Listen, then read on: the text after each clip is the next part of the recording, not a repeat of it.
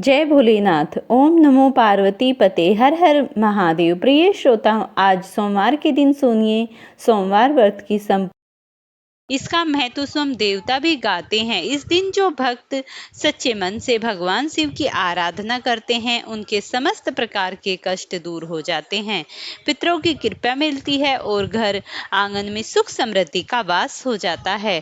आज मैं आपको सुनाने जा रही हूँ बहुत ही पौराणिक और दुर्लभ सोमवार कथा। इसे ध्यानमग्न होकर सुनिए। जो भी भक्त इस कथा को पूरे सच्चे मन से हर हर महादेव की गूंज के साथ सुनता है, तो उसके समस्त प्रकार के दुख दूर हो जाते हैं, सभी मनोकामनाएं पूरी होती हैं। इतनी पावन कथा है। मृत्युजायम रुद्रायम नीलकंठाय संभवे अमृतवाय सर्वैश्वा महादेवाय नमः नमः। प्रिय भक्तगणों, आज आप श्रवण करेंगे भोलेनाथ की बहुत ही दिव्य और पौराणिक कथा।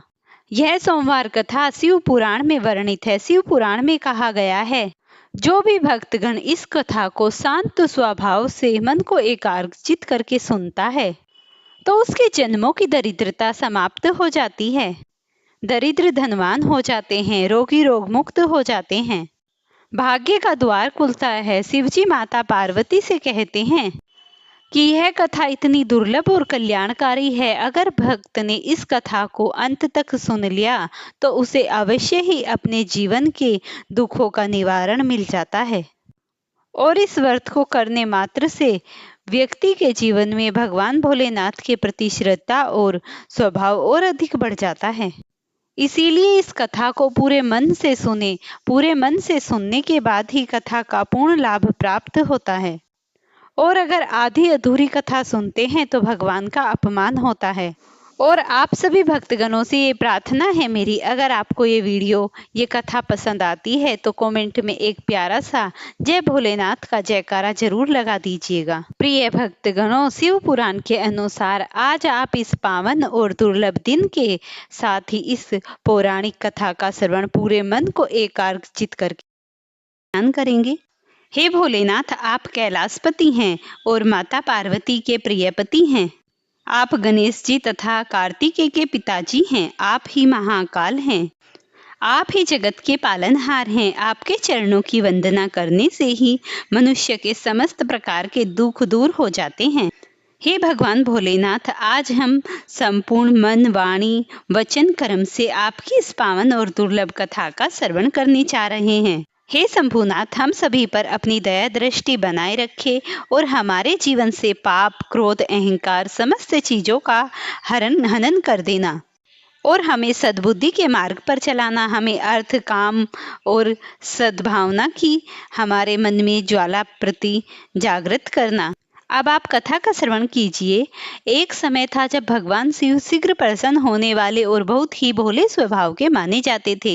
इसीलिए तो उन्हें भोलेनाथ कहा जाता है। माना जाता है कि शिव जी को प्रसन्न करने और उनकी कृपा पाने के लिए किसी कठिन अनुष्ठान की आवश्यकता नहीं होती। वो अपने भक्त की सच्ची श्रद्धा से की गई आराधना से खुश हो जाते हैं। सोमवार का व्रत रखने व इस दिन से जुड़ी कथा का पाठ करने से जातक के घोर संकट भी कट जाते हैं। बहुत समय पहले की बात है। किसी नगर में एक साहूकार रहता था। उसके घर धन धान्य व सभी सुख सुविधाओं से भरा हुआ था। बस कमी थी तो एक संतान की। संतान पाने के लिए साहूकार हर सोमवार को उपवास रखता और शिव मंदिर जाकर पूरी आस्था से शिव पार्वती का पूजन आराधना करता। उसकी आस्था अटूट भक्ति से माँ पार्वती प्रसन्न हुई और भगवान शिव से निवेदन करने लगी, हे स्वामी, आप तो अपने भक्त की पुकार शीघ्र सुन लेते हैं, कृपया साहूकार पर दया करें और उसकी मनोकामना पूरी करें। माता पार्वती की विनती सुनकर भगवान शिव कहने लगे, हे देवी, हर प्राणी को अपने अच्छे बुरे कर्म दोनों का फल भोगना पड़ता है।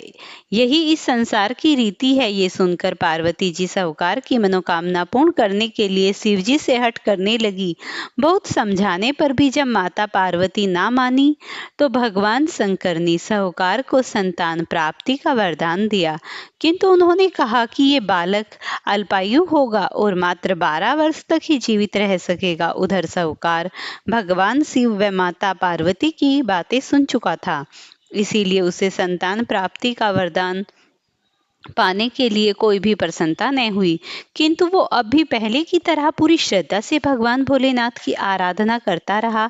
वरदान पाने के कुछ ही समय बाद साहूकार की पत्नी गर्भवती हुई और 9 महीने बाद एक सुंदर बालक का जन्म हुआ।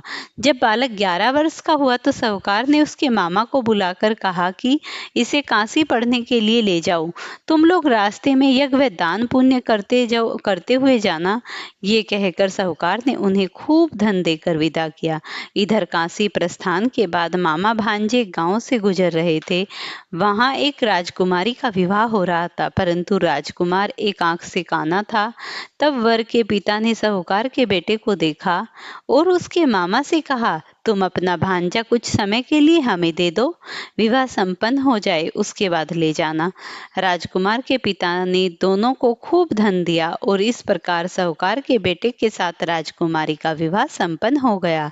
साहूकार का पुत्र बड़ा ही ईमानदार स्वभाव का था, इसीलिए उसे जैसे ही अवसर मिला उसने राजकुमारी की चुनरी पर लिखा कि तुम्हारा विवाह तो मेरे साथ हुआ है, किंतु जिस राजकुमार के साथ तुम्हें भेजा जाएगा वो एक आंख से काना है। जब राजकुमारी ने साहूकार की लिखी पढ़ी तो बोली, स्वामी, मैंने अग्नि की परीक्षा में साक्षात तुमसे फेरे लिए हैं और तुम ही मेरे पति हो। वह अब पति रूप में उस साहूकार के बेटे को स्वीकार कर चुकी थी। पत्नी की बात सुनकर साहूकार के बेटे ने कहा, ऐसा मत कहो, मैं अल्पायु हूँ, कुछ ही दिनों में 12 वर्ष की आयु होते ही मेरी मृत्यु निश्चित है। लेकिन पत्नी ने कहा, जो मेरे भाग्य में लिखा है मुझे वह स्वीकार है। राजकुमारी ने ये बातें अपने माता पिता को बताई। इस पर राजा बहुत क्रोधित हुए और उन्होंने अपनी पुत्री को उस राजकुमार के साथ विवाह किए बिना ही बारात वापस लौटा दी। उधर साहूकार का बेटा व उसके मामा काशी पहुंचे। वहां जाकर दोनों ने कई यज्ञ अनुष्ठान किए और साहूकार के बेटे ने विद्या ग्रहण करना शुरू कर दिया। जैसे ही उसने विद्या ग्रहण करना शुरू किया, जिस दिन बालक 12 वर्ष का हुआ उस दिन भी मामा भांजे दोनों यज्ञ करने जा रहे थे। उसने अपने मामा से कहा, मामा, आज मेरी तबीयत कुछ ठीक नहीं लग रही। ये सुनकर मामा ने उसे अंदर जाकर आराम करने को कहा। बालक अंदर जाकर आराम करने लगा, किंतु कुछ ही दिन उसकी मृत्यु निश्चित थी, अतः कुछ ही समय में उसके प्राण निकल गए। भांजे की मृत्यु होने पर मामा विलाप करने लगा। संयोगवश उसी समय भोलेनाथ व पार्वती जी उसी रास्ते से जा रहे थे। माता पार्वती ने शिवजी से कहा, हे स्वामी, ये करुणा स्वर किस ओर से आ रहा है? मुझसे ये सहन नहीं हो रहा, कृपया आप इस व्यक्ति के कष्टों का निवारण करें।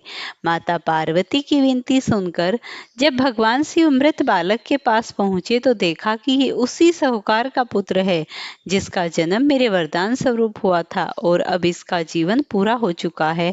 माता पार्वती दुखी होकर कहने लगी, हे प्रभु, इस बालक को मृत देखकर इसके माता पिता वियोग में अपने प्राण त्याग देंगे, इसीलिए कृपया कर आप मेरी विनती सुने और इस बालक को जीवन दान दे। पार्वती जी के निवेदन पर भोलेनाथ ने उस बालक को जीवन दान दिया। शंकर जी के आशीर्वाद स्वरूप बालक फिर से जीवित हो गया। उसने अपनी शिक्षा पूरी की और अपने मामा के साथ नगर लौट पड़ा। दोनों चलते चलते उस नगर में पहुंचे जहां राजकुमारी के साथ बालक का विवाह हुआ था। वहां पहुंचकर दोनों ने एक यज्ञ का आयोजन किया जिसमें उस नगर के राजा यानी राजकुमारी के पिता भी शामिल हुए। उन्होंने साहूकार के बेटे को देखते ही पहचान लिया और महल ले जाकर उनका खूब आदर सत्कार किया।